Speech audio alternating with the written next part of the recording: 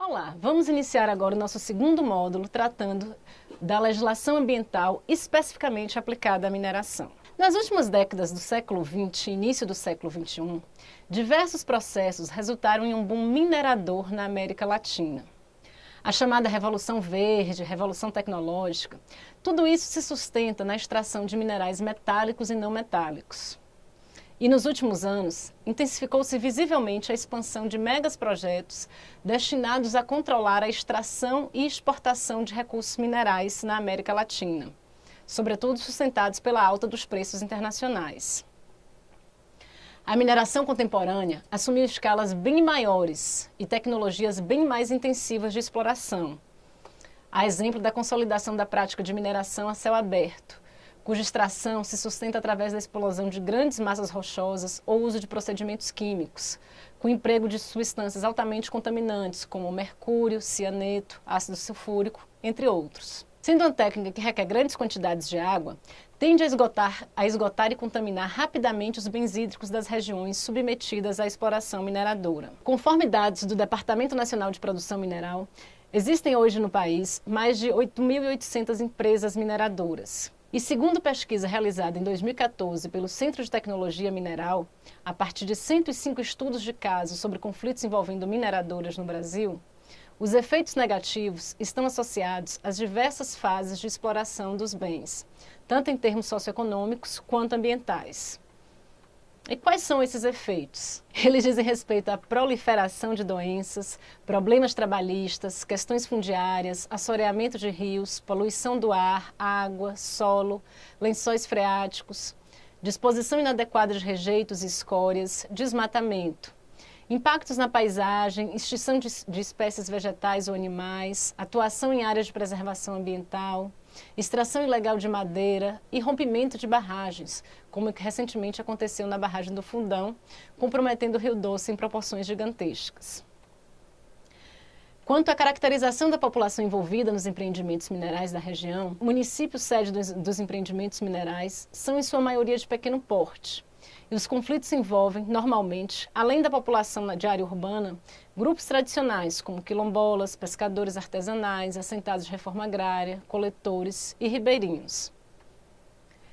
Destacamos que, ao lado de Minas Gerais e Pará, a Bahia é hoje um dos grandes centros de investimento de capital estrangeiro na área da mineração. Como se observou, a mineração é uma atividade que traz inúmeros impactos negativos ao meio ambiente. E, por isso, a atividade deve passar por um intenso controle regulatório por parte do Estado e da sociedade, em suas diversas etapas. No Brasil, a atividade de mineração é regulada pela Constituição Federal de 88, pelo Código de Mineração e por leis específicas, além de atos normativos do Departamento Nacional de Produção Mineral, do Ministério de Minas e Energia e do próprio Ministério do Meio Ambiente. O Código de Mineração está regulamentado pelo Decreto-Lei 227 de 1967, que estabelece regras que estão voltadas à indústria de produção mineral. O Código conceitua as jazidas e as minas, estabelece os requisitos e as condições para a obtenção de autorizações, concessões, licenças e permissões, explicita os direitos e deveres dos portadores de títulos minerários, determina os casos de anulação, caducidade dos direitos minerais e regula outros aspectos da indústria. Dispõe ainda sobre a competência do Departamento Nacional de Produção Mineral, pertencente ao Ministério de Minas e Energia, na administração dos recursos minerais e na fiscalização da atividade mineral no país. Importante observar que, sendo de 1967, o Código foi sendo alterado por uma série de leis e normas subsequentes. Todas elas devem ser interpretadas na conformidade do que veio a estabelecer a Constituição Federal de 88 sobre o setor minerário e sobre a garantia do direito ao meio ambiente sadio e de qualidade para gerações atuais e futuras, devendo as atividades econômicas, não esqueçamos, cumprir uma função ambiental. No espírito da Constituição Federal de 88, os recursos minerais devem ser tutelados juridicamente como bens ambientais. E bens ambientais pertencentes a quem? O que a Constituição nos diz sobre o domínio dos recursos minerais? A quem pertence? Primeiro, vale dizer que a Constituição Federal de 88 reconhece os recursos minerais como bens ambientais da União e garante ao proprietário a participação nos resultados da lavra. O artigo 20, inciso 9 da Constituição Federal, diz que os recursos minerais e do subsolo são considerados propriedades distintas das do solo para efeito de exploração ou aproveitamento e pertencem à União, sendo garantido ao concessionário a propriedade do produto da lavra. Mesmo sendo bem da União, aos estados, municípios e órgãos da administração direta da União participarão do resultado da exploração dos minérios localizados em seus territórios. O proprietário particular do solo, que pela legislação não tem a propriedade sobre o subsolo, tem direito à participação nos resultados e à indenização pela área afetada. Caso o proprietário se oponha a autorizar as atividades em área de sua propriedade, o empreendedor detentor da outorga mineral pode ingressar com uma ação judicial chamada servidão minerária. E quem tem competência constitucional para legislar e fiscalizar a atividade minerária? A Constituição Federal, no seu artigo 22, inciso 12, diz que a União é detentora da competência constitucional privativa de legislar sobre jazidas, minas, outros recursos minerais e metalurgia. Entretanto, a União, os estados, os municípios e Distrito Federal tem competência concorrente para legislar sobre meio ambiente e controle da poluição. Já a competência para acompanhar e fiscalizar a extração mineral, realizando um controle dos danos ambientais, é uma competência comum, tanto à União, aos estados, municípios e Distrito Federal. Isso porque, como vimos no módulo anterior, a proteção do meio ambiente na Constituição Federal é responsabilidade comum dos três entes, impondo-se, pois, um dever amplo de fiscalização a ser exercido por todos, independente do local onde a ameaça ou dano estejam ocorrendo, bem como da competência para o licenciamento. No caso de violação de direitos em decorrência da mineração, cabe também a intervenção de órgãos como o Ministério Público Federal e o Ministério Público Estadual, que também, como já vimos, tem dentre suas funções institucionais a de zelar pelo efetivo respeito dos poderes públicos e dos serviços de relevância pública assegurados na Constituição, e também atuarem na defesa dos direitos difusos e coletivos. Vejamos agora um pouco do licenciamento ambiental e a exigência dos estudos ambientais na mineração. A exigência do licenciamento ambiental na mineração é estabelecida pela Resolução 237/97 e mais especificamente pelas leis 7.805 de 1989, que trata da lavra garimpeira, e pelas resoluções CONAMA 9 e 10 de 1990. A exigência de elaboração do estudo prévio de impacto ambiental, previsto no artigo 225 da Constituição Federal, deve considerar se a atividade é potencialmente causadora de degradação ambiental, ou seja, se destaca pelo grau de ofensividade ao meio ambiente. No caso da mineração, a Resolução CONAMA 09 de 1990 exige o estudo prévio de impacto ambiental para atividades de lavra ou beneficiamento mineral, de jazidas metalíferas, fertilizantes, combustíveis fósseis sólidos, rochas, gemas e pedras ornamentais, águas minerais e águas subterrâneas, que são as classes classificadas de 1 a 9, excetuando a 2. Para os minérios da classe 2, que são jazidas de substâncias minerais de emprego imediato na construção civil, o artigo 3º da Resolução 10 de 1990 diz que poderá ser dispensada a apresentação do estudo mediante um parecer do órgão ambiental competente. Quanto à lavra garimpeira, com base na Constituição e na Lei 7.805, ela só pode ser realizada em áreas de garimpagem, assim instituídas pelo Departamento Nacional de Produção Mineral, após a avaliação prévia de estudos pelo IBAMA. A garimpagem fora dessas áreas é considerada criminosa pela lei, sujeitando o infrator à pena de reclusão. Em geral, a autorização de pesquisa e o licenciamento de um projeto minerário deve cumprir as seguintes etapas. Primeiro, a empresa faz o pedido de alvará de pesquisa no Departamento Nacional de Produção Mineral de determinada área. Na fase de autorização para pesquisa mineral, não se prevê obrigatoriamente a realização do estudo de impacto ambiental. Mas, apesar de não estar formalmente exigido, isso não afasta a possibilidade de o IBAMA e outros órgãos estaduais ou municipais exigirem, se houver possibilidade de significativa degradação do meio ambiente. Após solicitado o alvará de pesquisa e liberado pelo DNP e liberado pelo Departamento Nacional de Produção Mineral, a empresa tem um prazo para iniciar e finalizar a pesquisa, que seria um prazo de 3 anos, podendo pedir prorrogação por igual período. Uma vez a pesquisa realizada e identificada a reserva mineral com potencial de investimento econômico, é hora do empreendedor entregar o relatório final de pesquisa para o DNPM e solicitar a concessão de lavra por tempo indeterminado enquanto a jazida render. Em paralelo à solicitação do alvará de pesquisa e à concessão do título mineral, o empreendedor deve cuidar também do processo de obtenção das licenças ambientais junto aos órgãos ambientais competentes.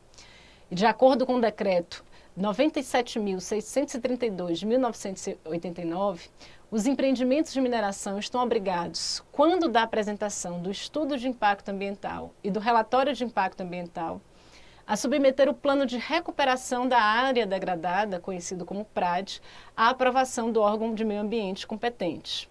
No mais, com algumas outras particularidades, todas as fases da licença ambiental que estudamos no licenciamento ambiental do módulo 1 devem ser observadas e alcançadas pelo empreendedor. O cumprimento das condições de concessão da lavra deve ser feito também pelo automonitoramento da empresa, por meio do desenvolvimento de programas de responsabilidade ambiental, por auditoria ambiental da própria empresa e também pela inspeção de órgãos públicos ambientais. A ausência de licença caracteriza crime previsto na Lei 9.605 de 1998. Por fim, nota-se como demanda de melhoria do sistema a necessidade de estabelecimento de um instrumento semelhante à licença de operação para a etapa de desativação, uma espécie de licença para desativação, ou como é conhecido em outros países, um certificado de descomissionamento, quando do encerramento das atividades e de fechamento das minas. No campo da mineração, um dos princípios do direito ambiental mais importantes é o que diz respeito à responsabilização dos causadores de danos ambientais.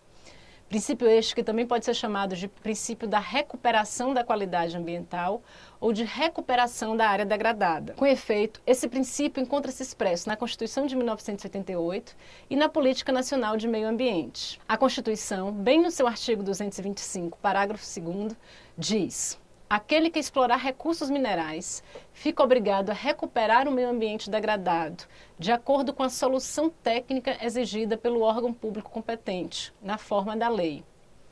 E no seu parágrafo 3º diz: as condutas e atividades consideradas lesivas ao meio ambiente sujeitarão os infratores, pessoas físicas ou jurídicas, a sanções penais e administrativas, independente da obrigação de reparar os danos causados. Sobre o momento de apresentação do plano de recuperação da área degradada, uma importante contribuição nos é trazida pelo jurista Paulo Afonso Leme Machado, que afirma: o dever de evitar-se a poluição, e não se pode negar, o perigo de uma empresa mineradora extinguir-se ou até ficar insolvente após a exploração de uma mina, obriga que a atividade de recuperação seja realizada ao mesmo tempo em que se faz a exploração dos recursos minerais. Ou seja, orienta-se para que o plano de recuperação da área degradada e todas as ações relativas à recuperação sejam concomitantes ao desenvolvimento da atividade. O projeto de recuperação apresentado pelo empreendedor dependerá da concordância do órgão ambiental competente. Lembramos que diz a Constituição que a recuperação deve ser feita consoante a solução técnica indicada pelo poder público. Além do plano de recuperação da área degradada, um outro aspecto importante da lei é o que diz respeito às áreas de restrições ou impedimentos da exploração mineral. O artigo 225, parágrafo 1º da Constituição Federal, garante a proteção de áreas naturais e veda sua utilização de forma que comprometa a integridade dos seus atributos. Assim, só é permitida a exploração mineral em unidades de conservação se houver autorização legal e não pode ser explorada em espaços especialmente protegidos se houver comprometimento da integridade dos seus atributos. Nas unidades de proteção integral, a lei do Sistema Nacional de Unidades de Conservação, conhecida como Lei do SNUC, proíbe o uso direto de recursos naturais nessas unidades, ou seja, em unidades de proteção integral é proibida a atividade de mineração. Já nas unidades de uso sustentável, deve ser analisada a compatibilidade da exploração de recursos minerais com o regime jurídico de cada uma das categorias de unidade dos grupos. É preciso analisar se a atividade se adequa à descrição e aos objetivos de cada categoria e se respeita o plano de manejo da unidade. E o que diz a Constituição a respeito de mineração em terras indígenas, quilombolas e outras terras de uso tradicional? Segundo a nossa Constituição, a lavra e a pesquisa de recursos minerais em terras indígenas só podem ser realizadas com autorização do Congresso Nacional, ouvidas as comunidades afetadas. Além da Constituição, por força da Convenção 169 da Organização Internacional do Trabalho, uma convenção que o Brasil é signatário, interpretação semelhante de obrigatoriedade da consulta também é cabível quando afetadas outras comunidades tradicionais, como as quilombolas, por exemplo. Além disso, a Convenção 69 determina o direito à consulta prévia e informada das comunidades tradicionais antes de serem afetadas pelos projetos, tendo por pressuposto o direito à autodeterminação dos povos. Bom, meus amigos, para finalizarmos, uma vez que a gente já viu os pontos mais importantes do que é estabelecido pela Constituição Federal e como normas ambientais atravessam as atividades de mineração, eu gostaria de dizer que é muito importante que vocês acompanhem o projeto de lei que desde 2013 tramita no Congresso Nacional e trata das mudanças do marco regulatório da mineração. Pois lembramos que o nosso código é bastante velho, ele é de 67 e realmente precisa passar por algumas mudanças, né? Devemos acompanhá-las para saber com as quais concordamos ou não. Só para situá-los rapidamente, gostaria de apontar as 3 principais mudanças que é trazida no bojo dessa discussão. A primeira delas é que prevê a transformação do DNPM numa Agência Nacional de Mineração, e também prevê a criação do Conselho Nacional de Mineração. A segunda diz respeito a uma mudança na forma de concessão da pesquisa e da lavra. A concessão ela não seria mais direito de prioridade de quem requereu primeiro a pesquisa. Na nova proposta, o Estado brasileiro vai abrir áreas específicas a serem exploradas e vai sujeitá-las à concorrência e licitação entre as empresas. E o terceiro ponto diz respeito ao aumento do CEFEM, né, que é a alíquota de compensação financeira pela exploração dos recursos minerais, também conhecido como royalties da mineração. Hoje a alíquota é de apenas 2%, incide sobre o faturamento líquido, e no novo texto a proposta é que ela suba para 4%, garantindo a maior receita ao Estado, e seja sobre o faturamento bruto. Este é um ponto de bastante divergência entre empresários do setor e o Estado. Bom, meus amigos, chegamos ao final de nossa disciplina. E agora que você conhece um pouco mais os instrumentos de defesa do meio ambiente, como os mesmos são aplicados no setor de mineração, certamente terá um outro poder de argumentação e intervenção quando tiver que atuar, seja no papel técnico, político ou acadêmico em torno dessas questões. Desejo a todos um bom aproveitamento dessas informações e ótimos estudos.